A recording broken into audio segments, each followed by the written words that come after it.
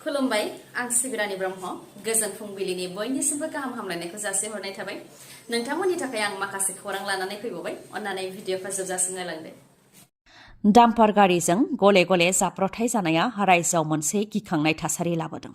फिन डाम्पार गारिनि सौख्रांनायाव 60 उन्दै उन्दै गथ'साफोरा जोखोम। बे गिख्रंथाव जाब्रथाया उदालगुरिनि रौतानि रादाबारियाव जानो मोन्दों। उल्था फारसेनिफ्राय फैनाय डाम्पारा फरायसालिनि 60 उन्दै उन्दै फरायसाफोर गाखोनाय गारिखौ सौख्रांफैदों, जायजों 60 फरायसाफोरा जोखोम जानो गोनां जादों। 60नि मादाव सानैया गोब्राबै जोखोम जादों आरो गोब्राब जोखोम जानाय फरायसाफोरखौ तेजपुरनि देहा फाहामसालि फारसे दैथायहरनो गोनां जादों। जाथायखौ लानानै गोबां खुद्रिदों रायजो राजाफोरा।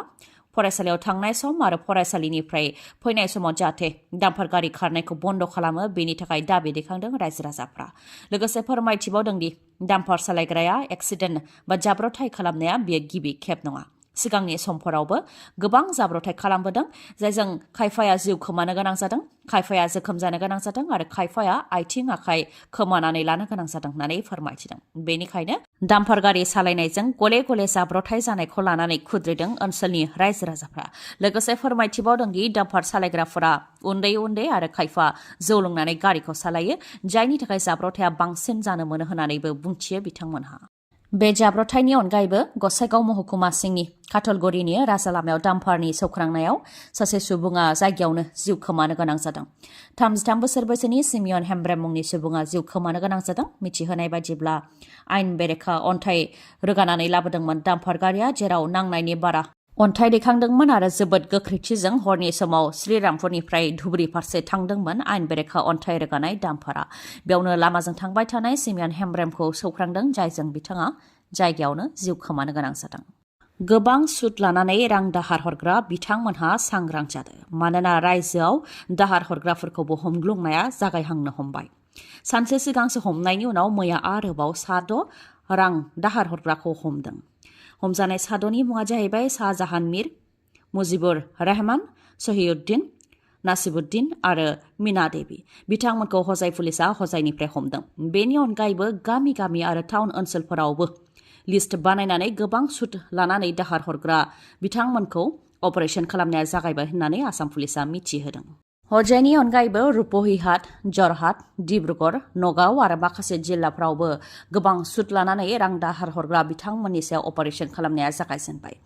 गोबां सुद लानानै रां दाहार हरनायनि थाखाय सुद आरो मुल गोबां रां जाहैयो, जायनि थाखाय रांखौ सुख'नो हाया जायो आरो रां सुख'नो हायैनि थाखाय हाराहास्ति खालामनाय जायो, जायनि थाखाय गोबाङानो सुइसाइड बा गावनि जिउखौ फोजोबनानै लायो होननानै फोरमायथिदों। बेनिखायनो रायजोआव बेफोरखौ गैया खालामनो थाखायनो गोबां सुद लानानै रां दाहार हरग्राफोरखौ हमग्लुंनाया रायजोआव जागायबाय होननानै मिथिहोदों आसाम पुलिसनिफ्राय।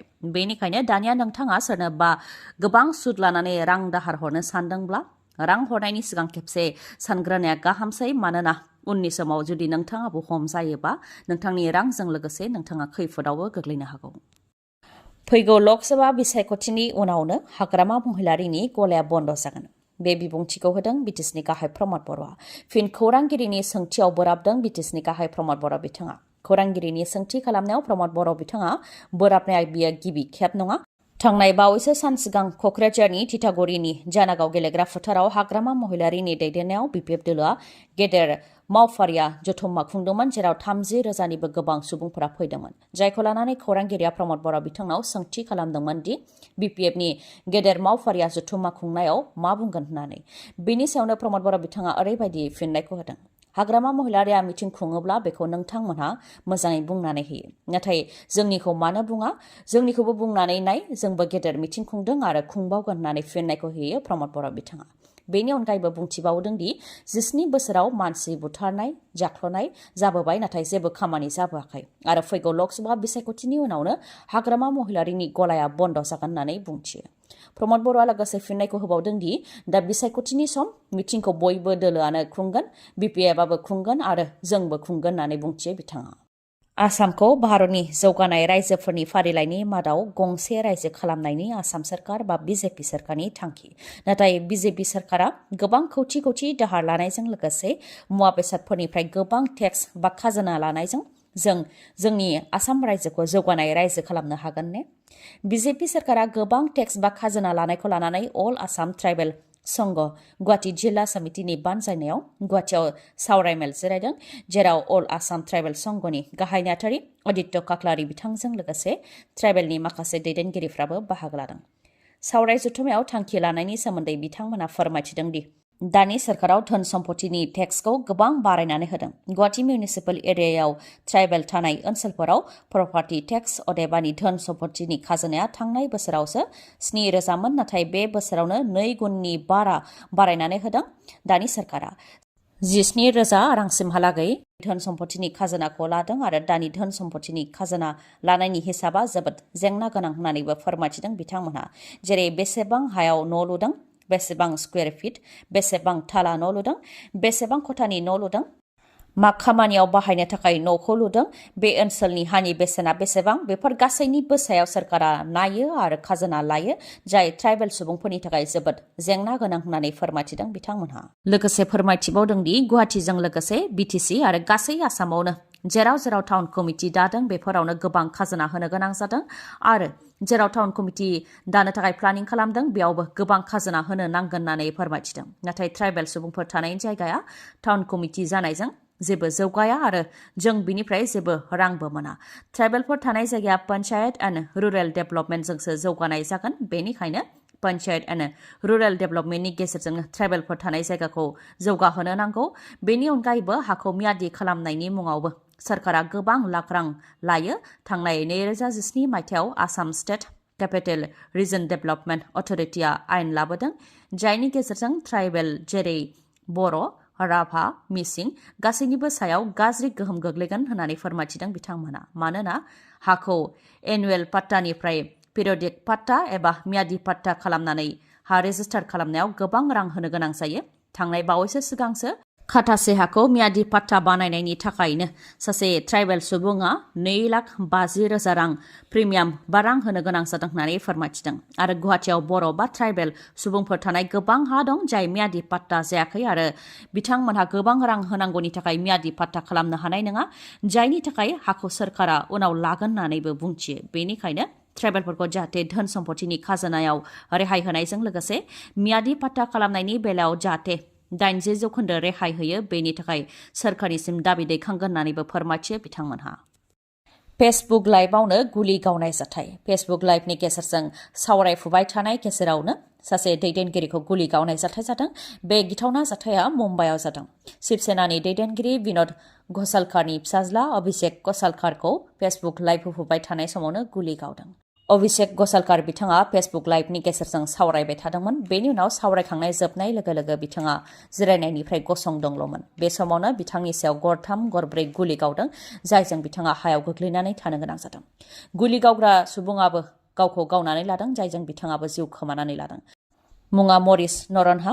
फोरमायथिनाय बायदिब्ला बिसोर सानैनि गेजेराव राजखान्थिखौ लानानै आरो खामानिफोरखौ लानानै सुथुर दंमोन। नाथाय माखासे समनि उनाव बिथांमोन सानैनि गेजेराव गोरोबलायनाय फैबायमोन, जायनि थाखाय मरिस नरनहा बिथाङा गावनि मावख'आवनो शिबसेनानि दैदेनगिरि अभिषेक घ'सालकारखौ लेंहरदोंमोन, जेराव बिथाङा फेसबुक लाइभनि गेजेरजों सावरायबाय थादोंमोन। बेयावनो बिथांनि सायाव गुलि गावदों। बिथांखौ उनाव जोखोम जानाय हालोदाव मुम्बाइनि करुणा देहा फाहामसालि फारसेबो लानानै थांनाय जादोंमोन, नाथाय बेयावनो बिथाङा जोबथा हां लाहैदों। आसामाव हरखाबै बांदों HIV पजिटिभ अदेबानि एड्स जानाया। थांनाय 2023 मायथाइनि डिसेम्बर दानसिमावनो 31,729 सुबुंनि देहायाव HIV पजिटिभ बा एड्स मोननाय जादों। नोंथांमोननि जिल्लायाव साबेसेनि देहायाव HIV पजिटिभ दङ बेखौ नोंथांमोनहा मिथिनानै लानाया गाहाम। जाबाय थानाय आसामनि रांबावजा जथुम्मायाव बबे बबे जिल्लायाव बेसेबां सुबुंनि देहायाव एड्स मोननाय जादों बेफोरनि फारिलाइखौ फोसावदों। फोसावनाय बायदिब्ला कामरुप मेट्र'आव 8,960 सुबुंनि देहायाव दा HIV पजिटिभ जानानै दङ। काछाराव 5,823 नि देहायाव HIV पजिटिभ जानानै दङ।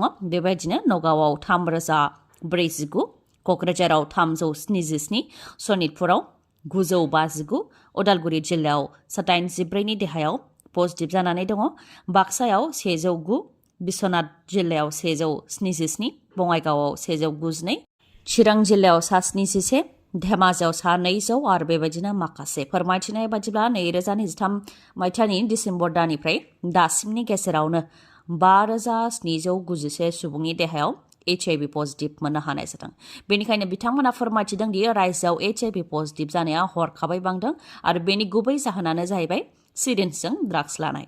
सावरायनो गोनांदि ड्राग्स लानाया जोंनि रायजोआव गोबां बांदों। टाउन ओनसोलनिफ्राय लानानै गामि ओनसोलसिमबो लाइमोनफोरनि गेजेराव गाज्रि गोहोम गोग्लैदों ड्राग्सआ।